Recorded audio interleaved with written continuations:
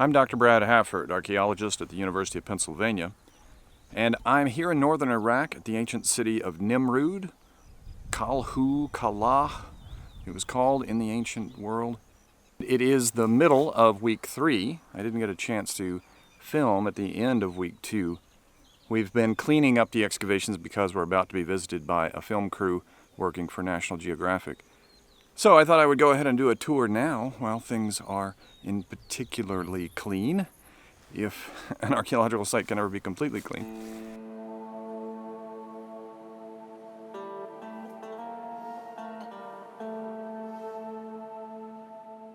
The first thing that I wanted to show was that we have uncovered the lions at the east gate of the Ishtar temple. So you can see them behind me. They are pretty badly broken, and the brick structures around them are reconstructed. So when these things were uncovered, they were leaning and they've been put up against the walls now, and the structure was knocked down by ISIS in 2015, 2016. But I thought we would take a look at some of these lions, these two inscribed pieces. We don't have their heads, but we do have the legs, and you can see that there's a lot of carving on them so that we get some detail right along there. And then we've got cuneiform in between the legs here. And this is just a standard inscription of Ashurnasirpal telling us how great of a king he was. So, let's see one back here as well. We're going to be walking right into the sun, so this may not be the greatest time, but these guys are pretty amazing. And they would have been facing that entrance as we come in from the east. We're walking towards the west, and here I am in the afternoon, so the sun is behind us as we approach. We've cleared out all of the weeds, etc., because it's been a very rainy season and that stuff has grown everywhere.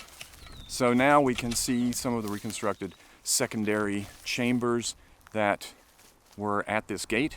And of course then we would walk through and go into the courtyard itself. Now we haven't really been excavating this portion of the courtyard. What we've done is farther on into the west courtyard and moving into the Ninurta temple. We're trying to figure out how those two temples interacted, and we have that liminal space, the double gateway that goes into the courtyard. We have finished it up, so now we've got the southern portion of it, and I'll show that in a second. And we're also starting to open up the west portion of the Ninurta courtyard, looking for where Sir Max Mallowan and Austin Henry Layard both excavated at different times. Layard was there around 1846, something like that, into the 1850s, and Mallowan in the 1950s. Here we are, 2024, trying to find what they did so long ago. So I'll start up the tour again when I get over to the other side. All right, I'm near the gate chamber now, and you can probably see that the gnats or midges, they call them hermes here, are flying all around. It's that time of year, the spring, these things are everywhere. Last year, you saw them in my videos. They're a huge annoyance, and because they call them hermes, it makes me think of the Greek god Hermes, who was supposed to be a messenger of the gods. Well, if this is their message, I don't know that I want it. So, I'm in the gate chamber, and I'm about to move into the area that we've cleared now. It is south of where the stela is, so we've got the back wall now, and that stela is behind me here. We're conserving it now, so we've got it kind of wrapped up and braced, because we're going to try to find a way to remove this so that we can put it in the museum. Make sure that it's put back together as much as possible, and we're working on it. It takes some time, but we've got a conservative this year, and that's helping a whole lot. Now, as we go over towards the south, I'll show you a little bit of what we've been doing, and that is, of course, clearing off this floor. We have a hole in the floor. We don't know why. There could have been an installation of some sort here, possibly an incense burner or a statue, although in the middle of the floor like that, I don't know. It seems a bit odd. But if it was there, then the Babylonians and Medes, when they raided this place, knocked it over and tore up part of the floor doing that. We have a potential opening, doorway, right over in here. I thought it might be a niche holding another stela or something like that, but it doesn't appear to be. Instead, now I think that it might be a narrow entrance to a small chamber that had stairs in it. They needed a way to get up to the top. There's probably a second floor here. And so a stair chamber makes sense. You would go up there. We think that this whole roof was vaulted, so it would have been really impressive. I mean, we had gates that were, 4 meters high maybe, and that's enormous. So those doors here would have had an arch over them probably, and that whole vault would be over us now. The courtyard was not roofed, but this gate chamber was. The kind of stone that they have paved it with is not very good if it's exposed to water, so it needs to be roofed. And some of these floor blocks are inscribed, so we can see that there is cuneiform here and in several of these places. Now these are odd because they're broken. They're cut pieces and not always complete inscriptions. They don't all read in the same order or direction, so it doesn't look like they put them there. They look like replacements or something, and they didn't care that they were written on. Seems odd. You would expect that they would put writing in places that were important and you would see it, like in the gateway itself. We definitely have inscribed a large block there, the threshold that tells us again the greatness of Assur-Nasirpal, who founded this temple and the entire city as its administrative capital of the Assyrian Empire. The religious capital was always at Assur, but here, well, the administrative moved around. And in the 9th and 8th centuries, this was the administrative or political capital. So we can look a little bit on this large inscribed slab. This is the one that's right inside the gateway as we move towards the Ninurta courtyard.